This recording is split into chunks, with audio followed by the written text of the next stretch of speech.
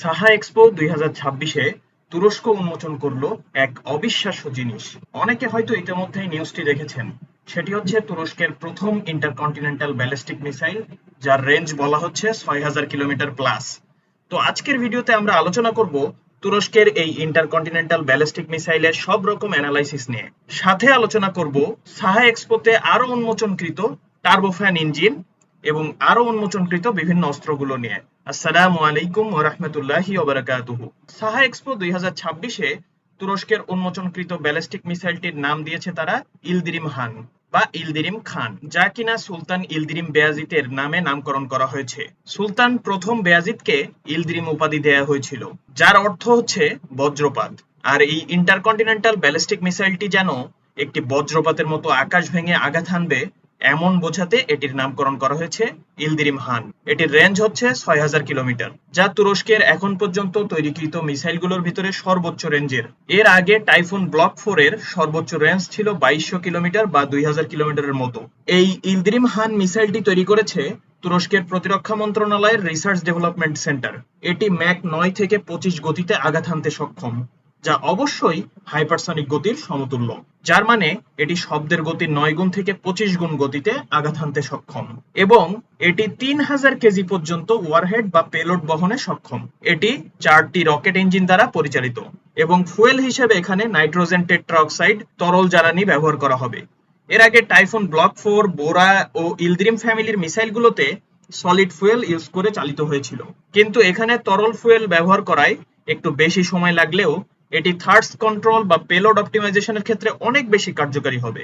এটিতে ম্যাক 25 গতি উঠাতে পারলে এটি 1 ঘন্টায় পৃথিবীকে 3 বার প্রদক্ষিণ করতে পারবে বা এর কাছাকাছি পৌঁছাবে। এটি 6000 কিলোমিটার রেঞ্জ নিয়ে পুরো ইউরোপ, রাশিয়ার বিশাল অংশ পূর্বাঞ্চল বাদে আফ্রিকার সিংহভাগ, সমগ্র মধ্যপ্রাচ্য, ভারত এবং চীনের কিছু অংশ পর্যন্ত পৌঁছাতে সক্ষম। কিন্তু অনেকে বলছেন এটি আমেরিকা পর্যন্ত পৌঁছাতে সক্ষম, সেটি সত্য নয়। বিশ্লেষকদের মতে এটি এমআইআরভি টেকনোলজি ব্যবহার করতে সক্ষম একটি মিসাইল, অর্থাৎ একসাথে একাধিক ওয়ারহেড বহন করে ভিন্ন ভিন্ন লক্ষ্যবস্তুতে আঘাত হানতে পারবে। এছাড়া এটি এইচজিভি হাইপারসনিক গ্লাইড ভেহিকেলের সাথে সামঞ্জস্যপূর্ণ হতে পারে। এই মিসাইলটির মাথায় মোস্তফা কামাল আতাতুর্কের সিগনেচার এবং মাঝখানে সুলতান ইলদিরিম বেয়াজিতের সিলমোহর খচিত দেখা যায়। তো এখন কথা হচ্ছে, সবাই বলছেন যে এত বড় মিসাইল যেটি কিনা ভার্টিক্যাল টেক অফ করতে সক্ষম, তো সেই মিসাইল পারমাণবিক অস্ত্র ছাড়া নিক্ষেপ করার মানে কি? যেখানে তুরস্ক 2000 কিলোমিটার থেকে ডিরেক্ট 6000 কিলোমিটারের মিসাইলে পৌঁছে গেছে, সেখানে তুরস্কের পারমাণবিক অস্ত্র সহ এই মিসাইল নিক্ষেপের প্ল্যানও নিশ্চয়ই রয়েছে। অবশ্যই আইসিবিএম তৈরি করে তুরস্ক বিভিন্ন দেশের আরো বড় বড় হুমকির সম্মুখীন হবে। একজন স্বনামধন্য টার্কিশ অস্ত্র বিশ্লেষক মেতে ইয়ারার বলছিলেন যে, আমি এখনো শকে আছি, তারা কখন এটা তৈরি করলো। আমরা এখনো গাজাব বাংকার ব্লাস্টার ও টাইফুন ব্লক 4 এর ফ্যান্টাসি কাটিয়ে উঠতে পারি নাই, এর ভেতরেই এই ব্যালিস্টিক মিসাইল। তিনি আরো বলছিলেন যে, মানলাম আপনারা বানিয়েই ফেললেন, কিন্তু কিভাবে নিক্ষেপ করবেন? তার মতো এত বড় একজন অস্ত্র বিশেষজ্ঞ তিনিও শকে গেছেন এই মিসাইলটি দেখে। এখন চলুন আলোচনা করা যাক তাদের নতুন উন্মোচিত টার্বোফ্যান ইঞ্জিনটি নিয়ে। এই ইঞ্জিনটির তারা নাম দিয়েছে গুছহান, যার অর্থ দাঁড়ায় শক্তির সুলতান বা শক্তির রাজা। এই ইঞ্জিনটির সর্বোচ্চ থার্স্ট 42,000 পাউন্ড। এটিও নির্মাণ করেছে তুরস্কের প্রতিরক্ষা মন্ত্রণালয়ের নিজস্ব গবেষণা ও উন্নয়ন কেন্দ্র। এই ইঞ্জিনটির এয়ারফ্লো ক্যাপাসিটি প্রতি সেকেন্ডে 330 পাউন্ড, এবং থার্স্ট তৈরি করার সময় এটি কয়েক হাজার ডিগ্রি তাপমাত্রা উৎপাদন করতে পারে। এই ইঞ্জিনটিতে চরম তাপ ও চাপ সামলানোর জন্য single crystal turbine blade, thermal barrier coating এবং অ্যারোস্পেস গ্রেডের বিশেষ সুপার অ্যালয় ব্যবহার করা হয়েছে। এটিকে পঞ্চম এমনকি ষষ্ঠ প্রজন্মের ফাইটার জেটের ইঞ্জিন হিসেবে ব্যবহার করা যেতে পারে। এটি F-35 এর প্রাট অ্যান্ড হুইটনি ইঞ্জিনের সমতুল্য। এখন আসি, এই ইঞ্জিনটি কি তাদের কান ফাইটার জেটের ইঞ্জিনে ব্যবহার করা যাবে কিনা, আর কান ফাইটার জেটের ইঞ্জিনটি এটিই কিনা। কান ফাইটার জেটের জন্য যে ইঞ্জিনটি তৈরি করছিল টিইআই, সেটির নাম ছিল TF-35,000। সেই ইঞ্জিনটির থার্স্ট 35,000 পাউন্ড, আর এই ইঞ্জিনটি অর্থাৎ গুছহান TF-35,000 এর চেয়ে 20% বেশি শক্তিশালী। কান প্রথমত জিই F-110 এবং G-129 ইঞ্জিন ব্যবহার করে আকাশে উড়ে, যে ইঞ্জিন দুটি সম্মিলিত থার্স্ট 58,000 পাউন্ড, এবং কানের ভবিষ্যৎ ভার্সনগুলোর জন্য TF-35,000 এর দুইটি ইঞ্জিন ব্যবহার করা হবে, যেটি থার্স্ট দাঁড়াবে 70,000 পাউন্ড।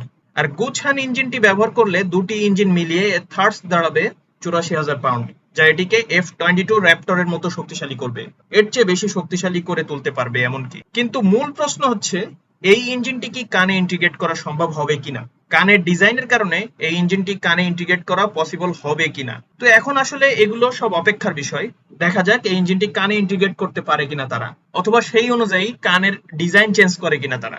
এছাড়াও সাহা এক্সপোতে তুরস্কের বিভিন্ন কোম্পানি আসেলসান, রকেটসান, এসটিএম সহ অন্যান্য কোম্পানি তাদের নিজস্ব নতুন নতুন টেকনোলজি এখানে প্রদর্শন করেছে এবং ধারণা করা হচ্ছে তুরস্ক এই এক্সপো থেকে $8 বিলিয়ন চুক্তি সম্পন্ন করতে যাচ্ছে।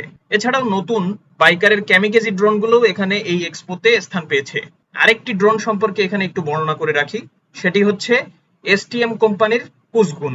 এটি মূলত আনম্যান্ড এরিয়াল ভেহিকেল বা লয়টারিং মিউনিশন কুসগুন। কুসগুন অর্থ হচ্ছে দাঁড় কাক। এটি একটি কালো দেখতে মিউনিশন, তাই এর নাম দেয়া হয়েছে কুসগুন বা দাঁড় কাক। এর অপারেশনাল রেঞ্জ 1000 কিলোমিটারেরও বেশি। এটি টানা 6 ঘন্টারও বেশি সময় আকাশে উঠতে সক্ষম এবং 200 কেজি পেলোড বহন করতে সক্ষম। মূলত এটি সমুদ্রপৃষ্ঠ বা সমুদ্রের উপর হামলা চালানোর জন্য তৈরি করা একটি ড্রোন বা লয়টারিং মিউনিশন। এটি সমুদ্রপৃষ্ঠ থেকে 3500 মিটার উচ্চতায় কাজ করতে পারে। তো এগুলোই ছিল তুরস্কের সাহা এক্সপোর সবচেয়ে নজরকাড়া অস্ত্রগুলো। এছাড়াও আরো ডজন ডজন অস্ত্র তারা এখানে প্রদর্শন করেছে, যেগুলো নতুন উন্মোচিত হচ্ছে। মূলত সাহা এবং ইস্তাম্বুল ডিফেন্স ফেয়ার সাথে টেকনোফেস্ট তুরস্কের শক্তি প্রদর্শনের জায়গা, এবং সেই জায়গায় এসে তুরস্ক বারবার তাদের শক্তি প্রদর্শন করছে। অনেকে এখানে বলছেন যে এই যে ইন্টারকন্টিনেন্টাল ব্যালিস্টিক মিসাইল তুরস্ক উন্মোচন করলো, এটি একটি ঠুনকো, এর কোনো ভিত্তি নেই। কিন্তু অনেকবার তুরস্ক এগুলো উন্মোচন করে পরে এগুলো সফল পরীক্ষার মাধ্যমে প্রমাণ করেছে যে আসলেই তারা ডিফেন্স খাতে কতটা এগিয়ে গেছে। তো আপনাদের মতে কি মনে হয়, এগুলো আসলে কি ঠুনকো অস্ত্র, নাকি পরীক্ষার মাধ্যমে তুরস্ক এগুলো প্রমাণ দিবে? আপনাদের মতামত জানাতে পারেন আমাদের কমেন্টে। আজকে এখানেই বিদায় নিচ্ছি। আরো এই ধরনের ডিফেন্স ভিডিও এবং সাথে জিওপলিটিক্যাল রিলেটেড ভিডিও পেতে আমাদের সাথেই থাকুন। ডিফেন্স ডায়নামিক্স সত্য প্রচারে কুণ্ঠিত বোধ করে না। ভালো থাকুন, সুস্থ থাকুন।